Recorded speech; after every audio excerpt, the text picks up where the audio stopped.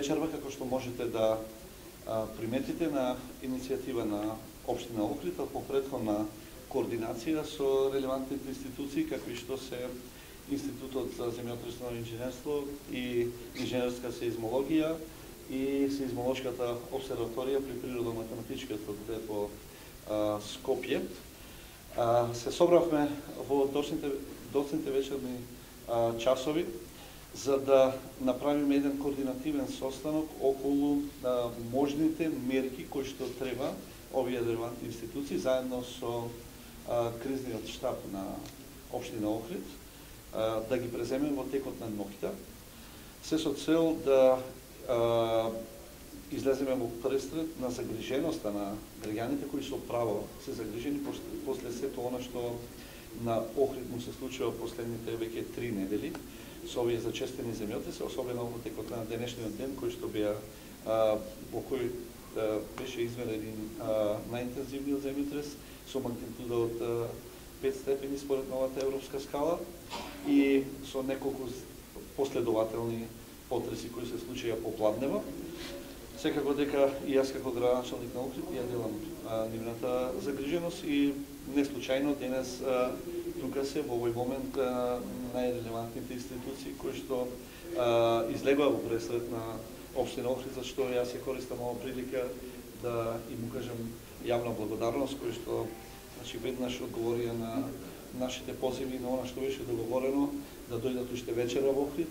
И веднаш после оваа кратка координација која што ја имавме во малата сала на Општина Охрид, договорено е да се направи увид во најоштетените објекти кои што денес припадниците на кризниот штаб на Општина Охрид ги регистрира во текот на целиот ден, а тоа беа околу 120 во текот на денот.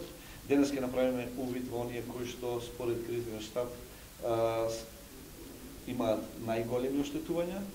Стручните служби на двете институции ќе проценат за каков вид на оштетувања станува збор и ќе дадат следни препораки на собствениците на објектите. И секако, она што е за нас најважно, денес вечерва оствари ќе направиме обиколка на детските градинки, на сите објекти на детските градинки во Охрид, со оглед на што денес имавме тука на состанок и директорката на градинките, укажа на некои оштетувања кои што се видени во самите објекти на детските градинки и секако за нас е тоа главен приоритет вечерва да направиме увид и да донесеме следните пораки околу тоа дали ќе можат несметано, односно непречено, родителите ги да проложат во периодот што следи да ги носат децата во градинки или евентуално можеби ќе препорачаме некои мерки на предпазливост. Тоа е толку. Која е била вашата порака до граѓаните сепак постои вознемиреност, страх?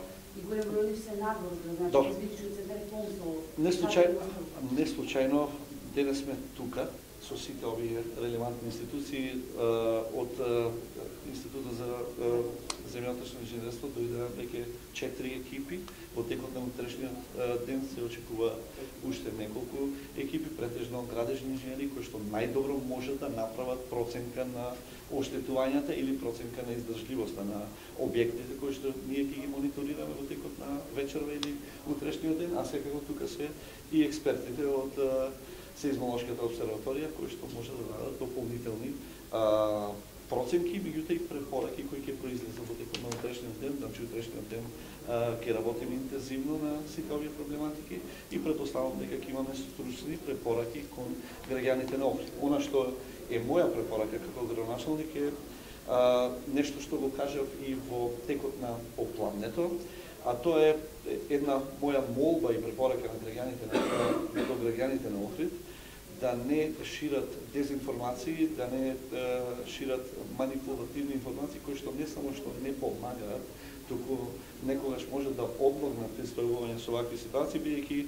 и самите можете да видите дека во јавноста пројавуваат секакви можни сценарија, се кажуваат различни причини за ова серија на земјотреси кои го потресува Охрид, што сето тоа внесува дополнителна паника кај луѓето на Охрид, кои што во овој момент е неблагодарно да ние предвидуваме како ќе се одвијаат понатака настаните, меѓутоа сепак не се од таков интензитет како што некои од граѓаните на Охрид го опишуваат како причина за настанување на оваа серија на земјотрес или можеби за она што би не очекувало во иднина. Јас сметам дека сепак треба да ги следат препораките на стручните служби, да бидат присемни, да не долеваат масло на огнот, онаму каде што навистина нема потреба и да не се служат со информации кои што не се проверени, не се докажани, не се аргументирани. Тоа е мојата препорака. Јас сум професор Олета Шендова од Институтот за земјотресни инженерство и инженерска сеизмологија од Скопје.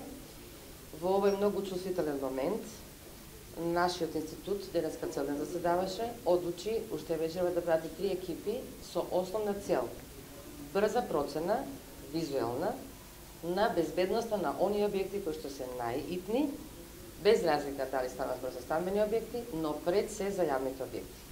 Зошто е тоа така? Заради тоа што само на тој начин може да се смират граѓаните, затоа што после поминувањето и после констатирањето на она што го отприлика очекуваме, бидејќи ваков земјотрес не би требало, повторувам, на објектите кои што се градени според прописи да им направи значајни штети, особено не штети на конструктивните елементи.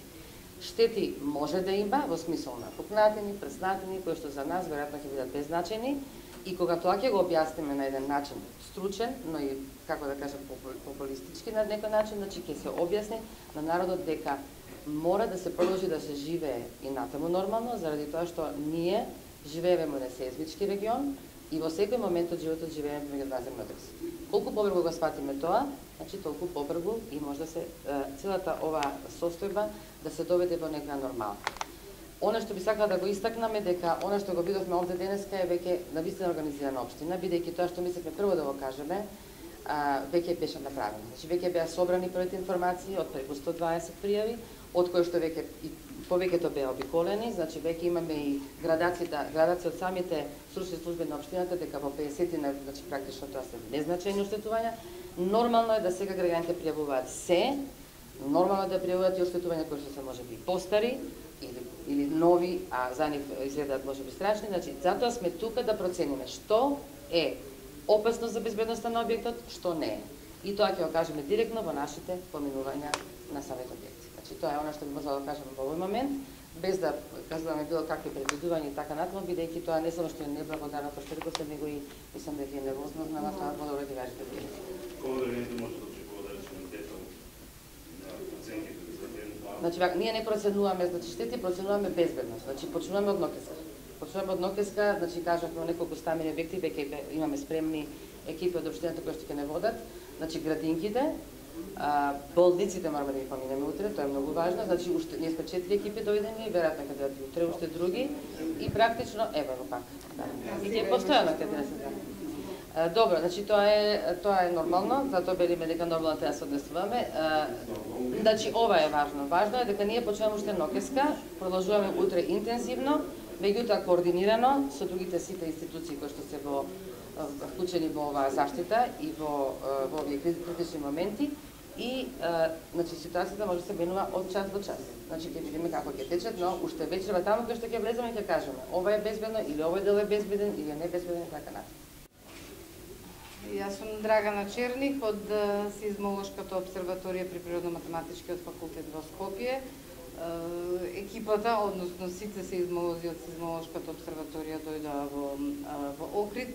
Ќе инсталираме уште една сеизмолошка станица, значи идентична на она што веќе работи во градот Охрид, значи постојаниот објект. Ние ќе инсталираме една станица, значи непосредно каде што се наоѓа епицентарот.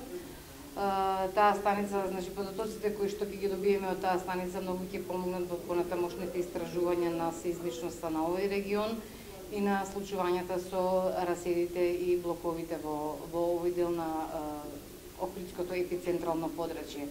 Би апелирала до граѓаните да, значи прво вака да кажеме, значи после земјотрес со магнитуда од околу 5 нормално е, значи апсолутно нормално е да имаме серија на последователна активност на послаби земјотреси од главниот земјотрес. Таа серија значи може да трае повеќе време.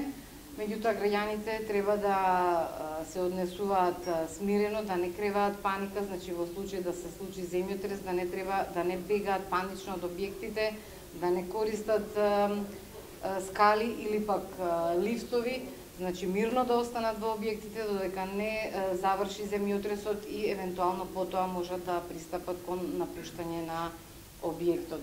Како што веќе кажа и мојата колешка од ИЗИС, значи објектите се значи за вакви послаби земјотреси со магнитуда дори помало од 5, можам да кажам дека објектите се сигурни дека нема да се урушат и да имаме, не дај Боже, загуба на човечки животи. Значи може да има неконструктивни штети кои што, кажеме, значи далеку е, многу далеку од загрозување на човековиот живот.